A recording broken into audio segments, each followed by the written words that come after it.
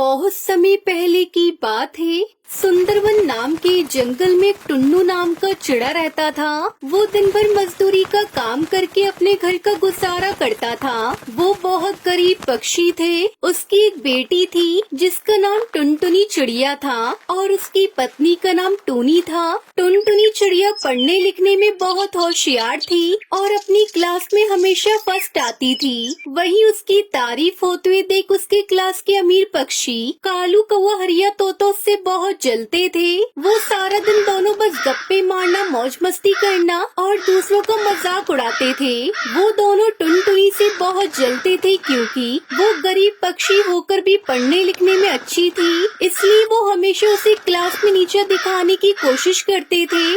ऐसे ही एक रात टुनटुनी चिड़िया अपनी माँ टूनी चिड़िया के साथ बैठकर आसमान में चांद की तरफ देख रही थी। माँ, वो देखो ना, आसमान में चंदा मामा ही ना, वो मुझे बहुत अच्छे लगते हैं। ये हमें ठंडक देते हैं और हम इनकी रोशनी में आराम से सो भी सकते हैं। माँ, एक बात बताओ ना, अमीर पक्षियों के घरों में तो एसी होते हैं और उनके कमरे में ठंडक हो जाती है, परंतु हम तो चंदा मामा के सहारे ही उन्हें देख देख कर अपने घर में रहते हैं। कितना अच्छा होता ना माँ, अगर हमारा घर भी चांद जैसा होता, हमारे पास कितनी सारी जमीन होती और वहाँ खेलने के लिए मैदान भी होता। मैं तो खूब मस्ती करती चांद के घर पर। उसकी ये सब बातें सुनकर उसकी माँ टूनी चिड़िया उससे कहती है, हाँ बेटा, परंतु ये मुमकिन नहीं है क्योंकि चांद जैसा घर बनाना आसान नहीं है, बल्कि बहुत मुश्किल है। ये तो बस कहानियों में ही होता है और तुम जानती हो इसके लिए बहुत सारे पैसों की जरूरत होती है। इसलिए मैं तुमसे हमेशा यही कहती हूँ, तुम मन लगाकर पढ़ाई करो और बहुत सारे पैसे कमाओ, फिर हम तुम्हारे लिए चांद जैसा घर बनवा देंगे, तब तुम उसमें मस्ती करना। अच्छा माँ, ऐसा क्या? पर माँ, मुझे तो विश्वास है एक दिन हमारे पास जरूर चांद का घर होगा, वो भी बहुत सुंदर। और इसी तरह बातें करते करते टुनटुनी सो जाती है। एक दिन टुन्नू चिड़ा की तबीयत खराब हो जाती है और उसके बदले उसकी पत्नी टूनी को काम पर जाना पड़ता है। टुनटुनी चिड़िया भी अपनी माँ की मदद करने के लिए उसके साथ चली जाती है। टुनटुनी अपनी माँ को इस तरह मजदूरी करते देख बहुत निराश होती है और बहुत सारे पैसे कमाने की सोचती है। एक दिन कालू कौवा हरिया तोता वो दोनों एक साथ टुनटुनी चिड़िया के घर पर आते हैं और उसे अपने साथ खेलने के लिए ले जाते हैं। अरे कालू हरिया तोता, तुम दोनों मुझे बताओगे भी या नहीं, हम कहाँ जा रहे हैं? पहले मुझे बताओ ना। तू चल तो सही हमारे साथ, हमने मैदान में तेरे लिए कुछ बनाया है जिसे देखकर तू बहुत खुश हो जाएगी। और इस तरह वो तीनों खाली मैदान में पहुंच जाते हैं। तभी टुनटुनी चिड़िया देखती है कि मैदान में बहुत लंबी सीढ़ी ऊपर की ओर जा रही है। अरे कालू हरिया, ये तो सीढ़ियाँ हैं और ये कहाँ जा रही है? यह सीढ़ियाँ मैंने और हरिया तोता ने मिलकर बनाई है। तू एक बार इस पर चढ़ तो सही, हम तेरी फोटो लेते हैं। मेरे पिताजी ने कल ही मुझे नया फोन दिलाया है। फिर टुनटुनी चिड़िया सीढ़ियों पर चढ़ जाती है। कालू हरिया तोता चालाकी से टुनटुनी को और ऊपर चढ़ने को कहते हैं। टुनटुनी ऊपर चढ़ती रहती है और वो बादलों में पहुंच जाती है। तभी कालू कौवा वहाँ से सीढ़ियाँ हटा देता है। अब सही है, ये टुनटुनी की बच्ची ऊपर आसमान में ही अटकी रहेगी और जब इसे खाने पीने को कुछ भी नहीं मिलेगा तो ये मर जाएगी और फिर हम दोनों परीक्षा में प्रथम आया करेंगे। वहीं दूसरी तरफ टुनटुनी चिड़िया देखती है कि वो बादलों में आ गई है और उसे एक चांद दिखाई देता है। वो चांद के पास जाती है और चांद के घर को देखकर बहुत खुश होती है। अरे वाह, ये चांद कितना सुंदर है।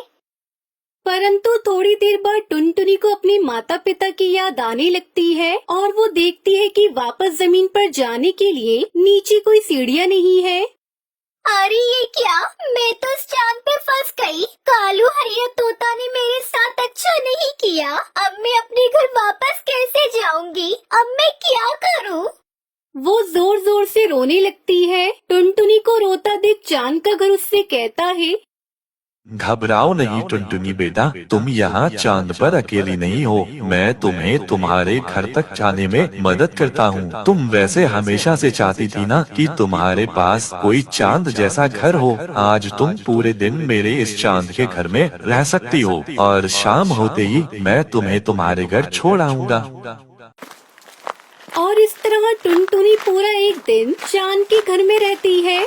जादुई चांद के घर में टुनटुनी को तरह तरह के खिलौने, खाने पीने का अच्छा सामान और सभी सुख सुविधाएं मिलती है। पूरा दिन चांद के घर में रहने के बाद जादुई चांद के घर, अब बहुत टाइम हो गया है। अब मुझे अपने घर जाना है। वहाँ मेरे माता पिता मेरा इंतजार कर रहे होंगे।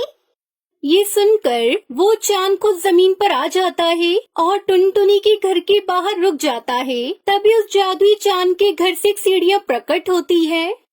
धन्यवाद जादुई चांद के घर, मुझे मेरे घर तक छोड़ने के लिए। अच्छा तो मैं चलती हूँ।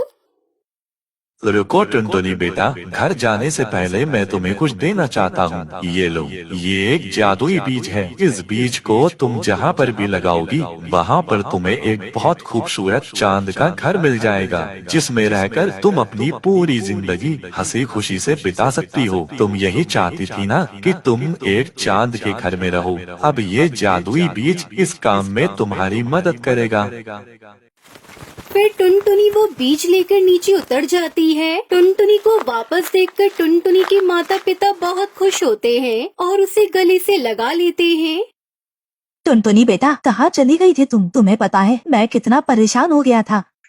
फिर टुनटुनी अपने माता पिता को सारी कहानी सुनाती है, परंतु टुनटुनी के माता पिता को उसकी बातों पर विश्वास नहीं होता। फिर टुनटुनी जल्दी से जाकर वो बीज को अपने बगीचे में बो देती है और इस तरह देखते ही देखते वहाँ पर एक चांद का घर प्रकट हो जाता है। इतना विशाल जादुई चांद का घर देखकर टुनटुनी के माता पिता हैरान रह जाते हैं और उन्हें टुनटुनी की बातों पर विश्वास हो जाता है। और थोड़ी देर बाद वो सभी उस जादुई चांद के घर में चले जाते हैं। वो जादुई चांद का घर बहुत ही आलीशान और सुंदर था और जादुई चांद के घर में ढेर सारे पैसे, खाने पीने का सामान भी रखा हुआ था। अरे वाह माँ पापा, देखा आपने हमारा चांद का घर कितना सुंदर है। मुझे तो अभी भी विश्वास नहीं हो रहा हम इस चांद के घर में रहेंगे। माँ, इन सब पैसों से हम गरीब पक्षियों की मदद करेंगे। फिर टुनटुनी पैसों की मदद से गरीब पक्षियों की मदद करती है और खुशी खुशी अपने परिवार के साथ चांद के घर में रहने लगती है।